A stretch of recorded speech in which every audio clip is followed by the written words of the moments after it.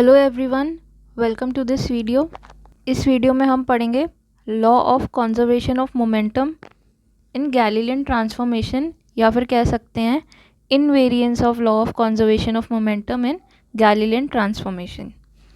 इसमें हमें प्रूफ करना है कि जब हम गैलीलियन ट्रांसफॉर्मेशन अप्लाई करते हैं तो कंजर्वेशन लॉ है मोमेंटम का, वो इनवेरिएंट होता है। तो हम यहाँ पे एक फ्रेम एस ले लेते हैं जिसमें हमारे पास दो पार्टिकल है m1 एंड m2।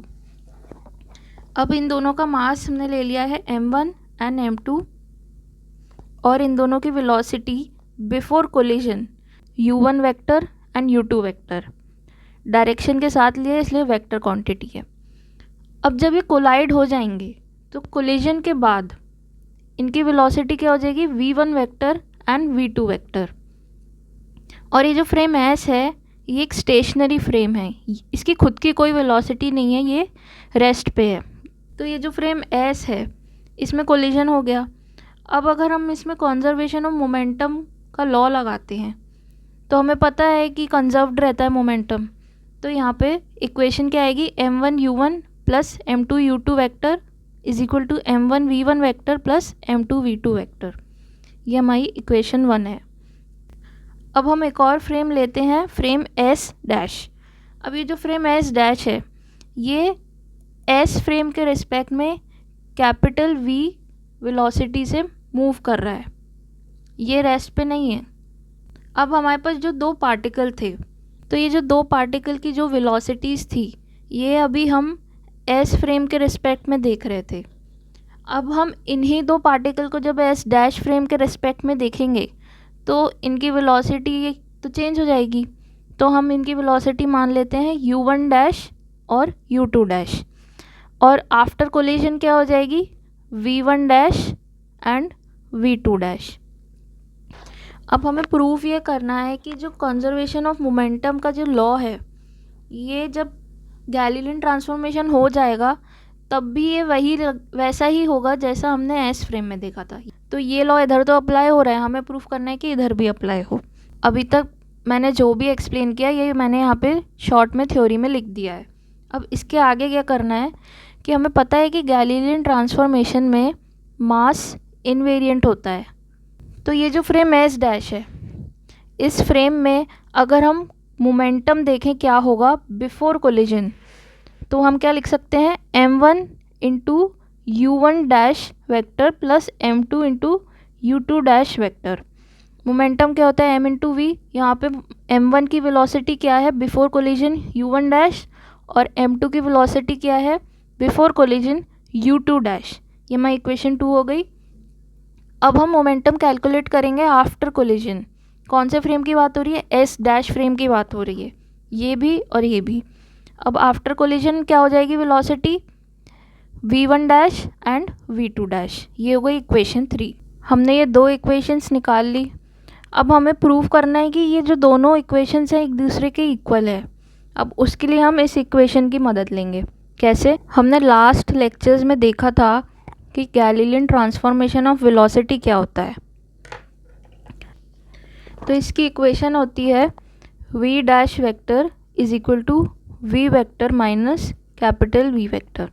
ये जो v है कैपिटल V, ये तो s डैश फ्रेम की वेलोसिटी है, और ये जो v डैश है स्मॉल v डैश वेक्टर है ये s डैश में जो पार्टिकल है उसकी वेलोसिटी है, और ये जो स्मॉल v वेक्टर है ये s फ्रेम में जब पार्टिकल को हम देख रहे थे तब उसकी ये वेलोसिटी थी।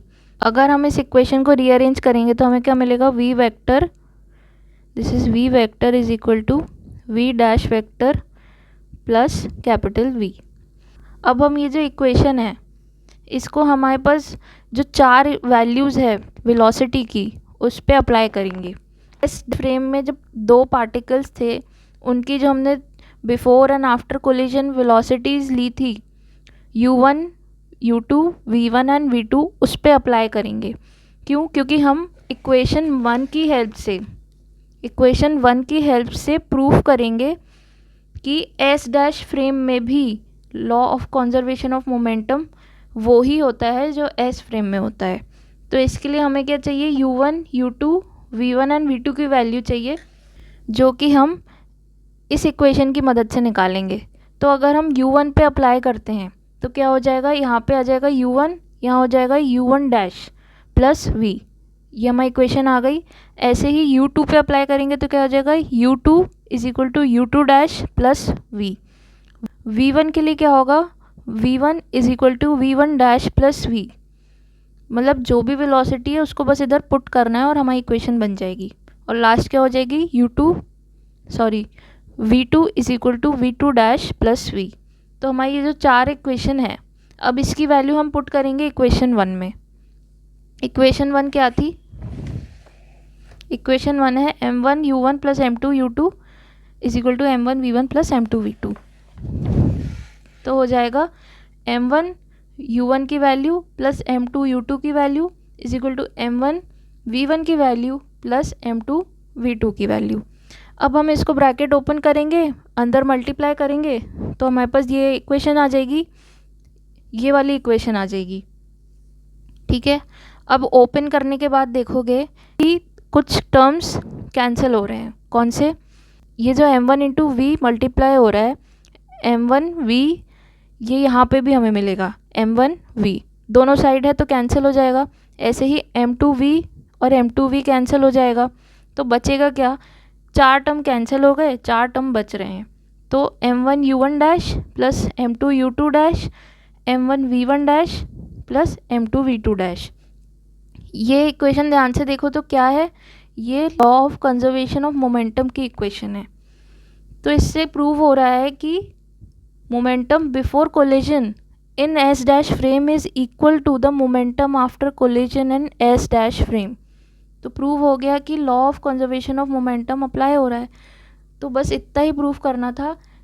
तो लास्ट में लिख सकते हैं कि the law of conservation of momentum is invariant in all inertial reference frames. मतलब गैलीलियन ट्रांसफॉर्मेशन अप्लाई करने के बाद भी law of conservation of momentum वैसे का वैसा ही होता है, उसी तरह से अप्लाई होता है दोनों फ्रेम्स में। तो इसके बाद हम पढ़ेंगे law of conservation of energy in Galilean transformation.